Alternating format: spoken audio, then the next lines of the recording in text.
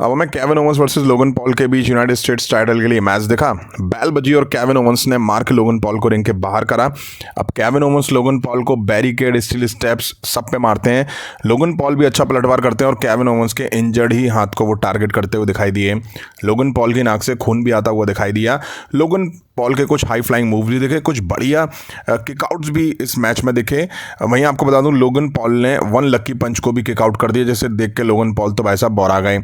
अब Logan Paul किसी को बुलाते हैं, ये वही इंसान होता है जो पहले भी 2 बार लोगन पॉल को ब्रास नकल दे चुका है। रेफरी इस इंसान को रोक देते हैं। अब ऑस्टिन थ्योरी और ग्रेसन वॉलर आ जाते हैं। अब ये दोनों क्यों घुसे यहाँ पे समझ में नहीं आया। ऑस्टिन थ्योरी मौका देख के लोगन पॉल को ब्रास नकल दे देते हैं। लोगन पॉल उससे केविन ओवंस को मारने जाते हैं, बट केविन ओवंस छीन के लोगन पॉल पे ही ब्रास नकल से पंच जड़ देते हैं, पिन करते हैं। बट 2 काउंट पे रेफरी केविन ओवंस के हाथ में ब्रास नकल देख लेते हैं। मैच डिस्क्वालिफिकेशन की वजह से एंड कर दिया जाता है और मैच लोगन पॉल को जिता दिया जाता है। मैच के बाद केविन ओवंस लोगन पॉल पर अटैक करते हैं और अनाउंस टेबल पर उनको दे मारते हैं। सही है, इसी लायक है ये लोगन। 3 महीने पहले यूएस चैंपियन बना था।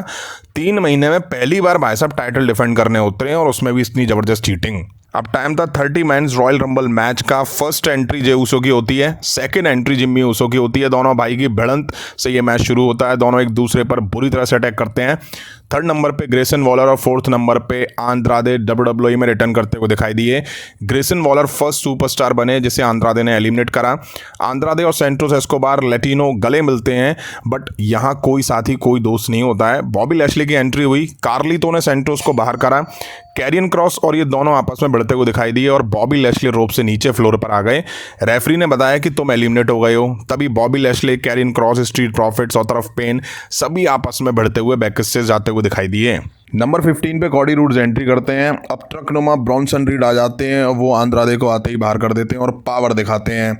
अब आइवर और ट्रकनुमा ब्रॉन्सन रीड भी एक दूसरे से टकराते दिखाई दिए। अब कॉडी रूड्स ने नाकामुरा को एलिमिनेट करा। ब्रॉन ब्रेकर ने आके जिम्मी ऊसो और फिन बैलर को एलिमिनेट कर दिया। ब्रॉन ब्रेकर ने पावर दिखाते हुए गंथर को दोनों हाथों पे तानते हुए रिंग में फेंक दिया। ओमा सेंटर होते हैं। ब्रॉन ब्रेकर ने आइवर को भी रिंग के बाहर करा। अब कमेंट्री से सीधे पैट मैकेफी रिंग में आए। पैट मैकेफी कंफ्यूज थे कि भाई अंदर जाऊं कि ना जाऊं, क्योंकि सामने ओमास और ब्रॉन ब्रेकर थे। पैट मैकेफी खुद से ही रिंग में एंटर होकर बाहर आ जाते हैं और खुद को एलिमिनेट कर लेते हैं। एक स्पॉट उन्होंने एक तरह से खराब कर दिया। ब्रॉन ब्रेकर ने ओमास को बाहर करा और फिर डोमिनिक ने ब्रॉन ब्रेकर को एलिमिनेट कर दिया। अब जेडी मैकडोना की एंट्री होती है। ब्रॉन ब्रेकर रिंग के बाहर ही स्पीयर देके उन्हें ढेर कर देते हैं। अब आर्ट्रूथ आते हैं और रिंग के बाहर पड़े जेडी को रिंग में अंदर डालते हैं और जैसे ही रिंग में अंदर जाते हैं तभी जे ऊसो रिंग के बाहर उनको कर देते हैं। अब आर्ट्रूथ एप्रिन पे खड़े होकर डोमिनिक से टैग मांग रहे होते हैं। डोमिनिक टैग देते भी हैं। डेमियन आते ही आर्ट्रूथ को रिंग के बाहर कर देते हैं। नंबर 27 पे सीएम पंक की एंट्री होती है। फाइनली सीएम पंक का डेब्यू हुआ, वो भी 10 साल बाद। पंक ने आते ही सबको एक साथ रेलना शुरू कर दिया। पंक ने आते ही डोमिनिक को भी रिंग के बाहर करा। गंथर चॉप मार के मिस को एलिमिनेट कर देते हैं। नंबर 29 पे ड्रू मैकिंटायर की एंट्री होती है। वो आके जे ऊसो, कॉडी रूड्स को निशाना बनाते हैं। गंथर जे ऊसो को बाहर कर देते हैं। नंबर 30 पे सैमी ज़ेन की एंट्री होती है। अब Cody Rhodes, Damian Priest, Drew McIntyre, Sami Zayn, Gunther और सीएम पंक, ये 6 सुपरस्टार बचे होते हैं। एक्शन एकदम से तेज हो जाता है। सैमी ज़ेन डेमिन प्रीस्ट को बाहर करते हैं। ड्रू मैकिंटायर ने सैमी ज़ेन को एलिमिनेट करा।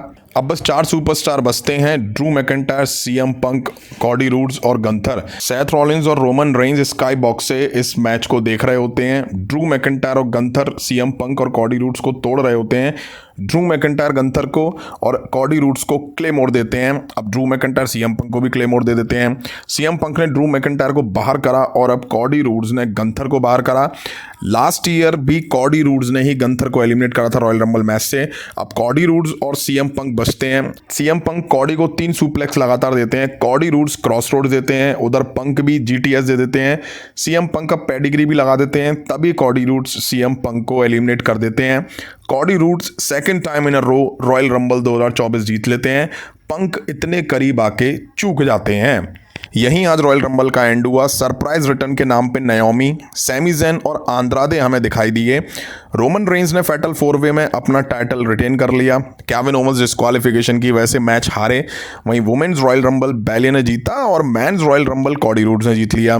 सीएम पंक काफ़ी करीब आके इस मैच को हार चुके हैं। काफ़ी लंबे टाइम बाद ऐसा हुआ है कि कॉडी रोड्स ने लगातार दूसरी बार रॉयल रंबल जीता है। रॉयल रंबल काफ़ी प्रेडिक्टेबल था, especially women's Royal Rumble match तो काफ़ी प्रेडिक्टेबल था। कुछ हद तक मेंस रॉयल रंबल भी प्रेडिक्टेबल था। आपको कैसा लगा रॉयल रंबल, कमेंट करके जरूर बताइएगा।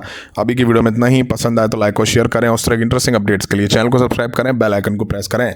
मिलता हूँ नेक्स्ट वीडियो में। Thank you.